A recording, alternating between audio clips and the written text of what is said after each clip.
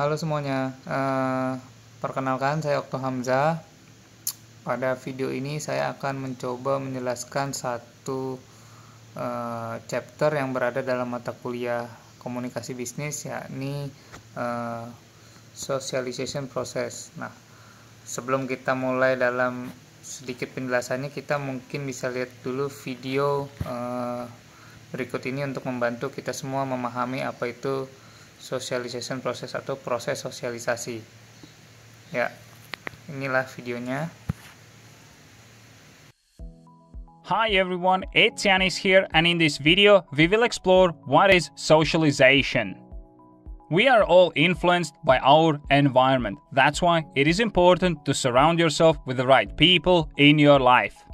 If this is your first time on this channel, then make sure you subscribe and hit the bell icon to get updates on my latest videos about time management and productivity.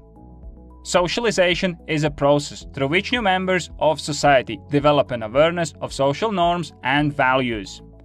Want it or not, but we are all influenced by our social environment. People in our life influence how we behave and what decisions we make. Throughout our lives, we join new communities and make new friends that will later have an influence on us.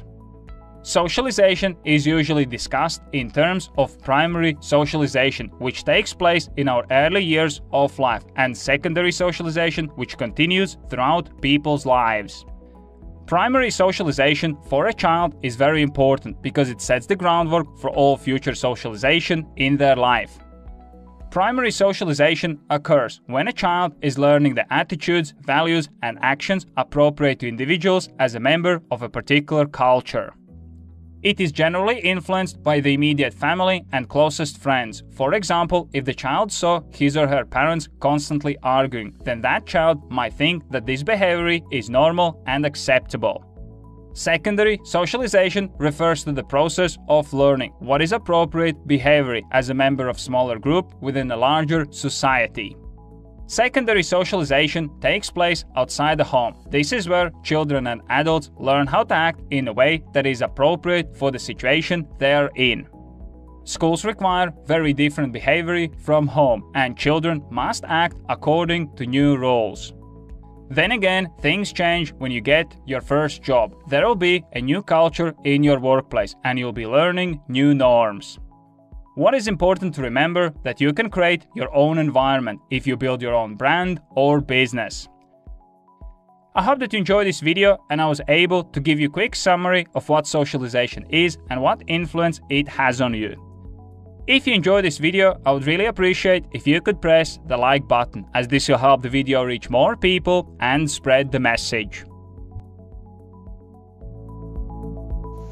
Ya, oke, tadi videonya sudah kita saksikan bersama ya, teman-teman. Jadi sekarang kita lanjut saja ke apa sih itu pengertian sosialisasi. Nah, di sini saya coba tampilkan beberapa pendapat ya dari para ahli mengenai apa itu sosialisasi. Jadi kalau dari Surjono Dirjo Susworo ini, proses sosialisasi adalah proses belajar, yaitu proses mengakomodasi di mana individu itu akan menahan atau mengubah impuls-impuls dalam dirinya untuk kemudian dia mengambil cara hidup pada satu kebudayaan masyarakat ya. Dalam proses sosial itu individu akan mempelajari dia kebiasaan-kebiasaan, ide-ide atau pola, nilai, sikap, tingkah laku, dan ukuran kepatuhan dalam masyarakat di mana ia hidup.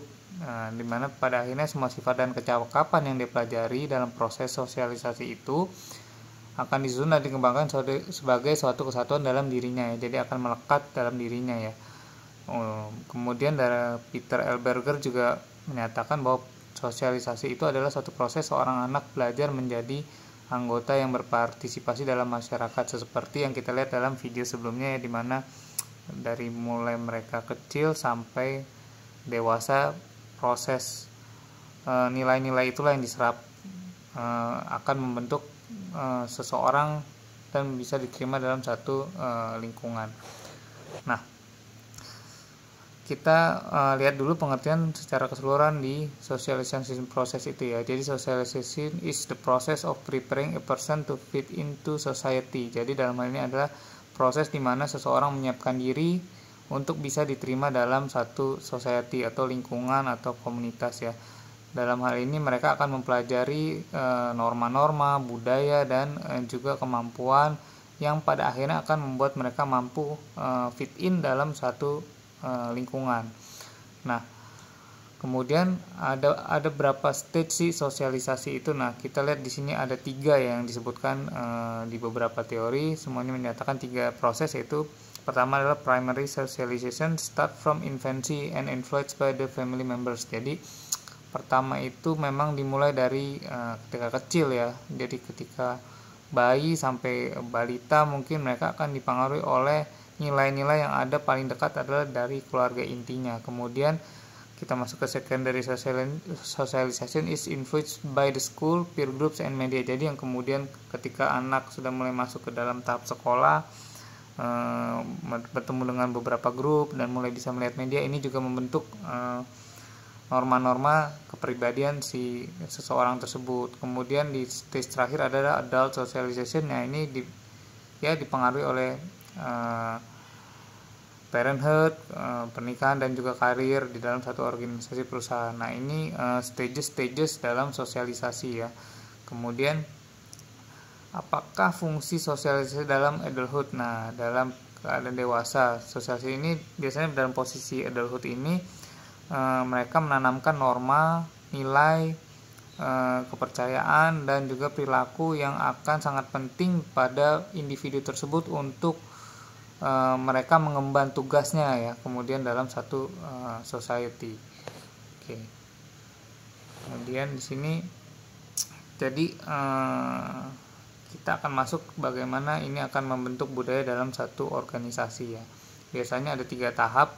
Pertama itu sebelum memasuki, yang kita sebut dengan anticipatory socialization. Nah, di sini adalah tahapan di mana proses sosialisasi yang terjadi sebelum seseorang memasuki sebuah organisasi. Jadi kalau kita mau masuk satu perusahaan atau kita mau masuk satu kelompok, itu pasti kita akan sudah melihat dulu dari luar ya. Misalnya kelompok ini menggunakan seragam seperti apa, mereka misalnya punya budaya-budaya seperti apa yang terlihat. Nah, itu mereka sudah mulai mengantisipasi satu organisasi sebelum mereka masuki. Kemudian stage kedua adalah encounter, di mana tahapan ini ketika karyawan pertama kali menemukan kehidupan baru di tempat kerja. Ketika tadi mereka di luar sudah melihat kira-kira perusahaan ini apa, seragamnya seperti tadi, kemudian di encounter ini mereka akan lebih mempelajari lagi budaya-budaya, aturan, norma yang diberlakukan dalam satu organisasi gitu ya,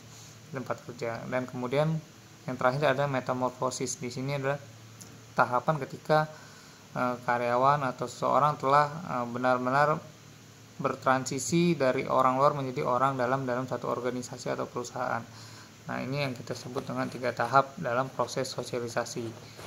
Nah, di sini kita lihat secara golden picture bahwa tadi ada pre-arrival, kemudian diikuti dengan encounter, dan kemudian menjadi metamorfosis. Nah, pada akhirnya tujuannya adalah ini akan memberikan satu outcomes ya kepada satu organisasi atau perusahaan. Tentunya keinginannya adalah untuk meningkatkan productivity, meningkatkan komitmen, dan juga mencegahnya turnover gitu. Nah, ini gambaran secara singkat bagaimana dari tahap sosialisasi proses itu adalah yang diharapkan. Tentu proses ini akan memberikan outcome yang baik gitu daripada satu organisasi. Mengapa ini menjadi sangat penting gitu ya kita pelajari. Oke, kemudian di sini ada contoh jurnal yang ingin saya sampaikan yang ditulis oleh Iputu Adiana Putra, Iwayan Suwartina, dan Ida Ayu Masyuni ya.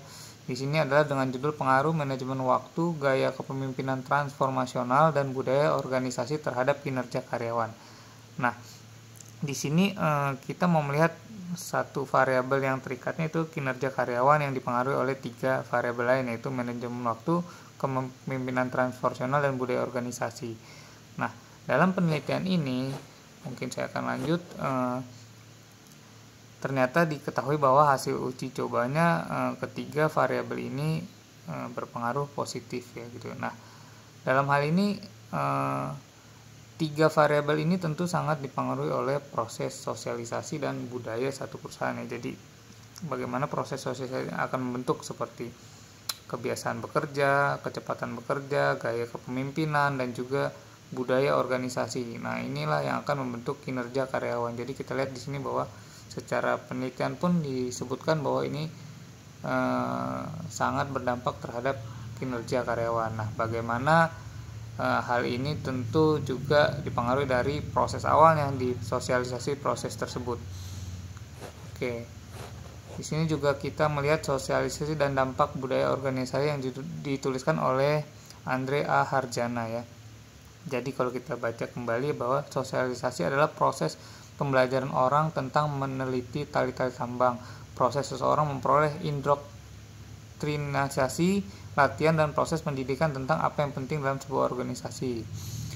Nah, jadi di sini kembali disebutkan bahwa ada budaya organisasi. Nah, bagaimanakah cara mengimplementasikan budaya organisasi? Ya, tentu dengan sosialisasi proses tadi. Oke. Nah, di sini kita lihat dampaknya ya. Jadi kalau kita lihat di sini ada dari pendiri dan pemimpin puncak ini yang menetapkan filosofi, visi dan strategi bisnis, kemudian turun ke perilaku organisasinya, ya bagaimana orang-orang berperilaku dipandu oleh filosofi dan strategi yang sudah dibuatkan oleh para pemimpin sehingga menimbulkan outcome kesuksesan. Nah, disinilah yang akan menjadi suatu budaya dalam suatu organisasi ya. Oke.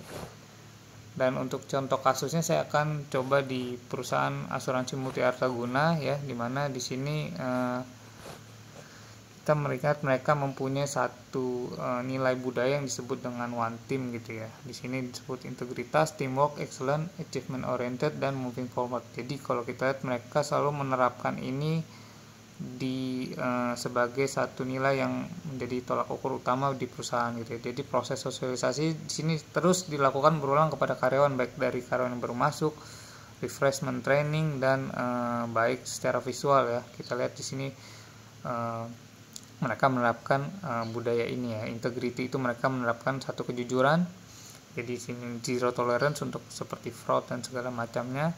Kemudian mereka juga menjunjung tinggi kerjasama, excellent yaitu standar tinggi dalam bidang semua pekerjaan, dan menerapkan achievement oriented serta moving forward, selalu melihat peluang-peluang baru untuk tumbuh menjadi lebih baik. Nah, ini adalah salah satu budaya yang diterapkan oleh satu perusahaan dengan cara melakukan proses sosialisasi.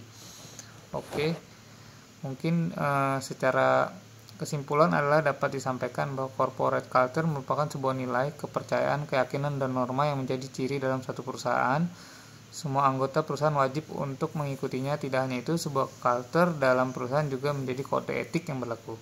Hal ini dapat terwujud sesuai dengan budaya suatu perusahaan di mana socialization proses secara berkesinambungan dilakukan oleh manajemen dan dijadikan sebagai tingkah laku kebiasaan dari pemangku jabatan dan seluruh karyawannya.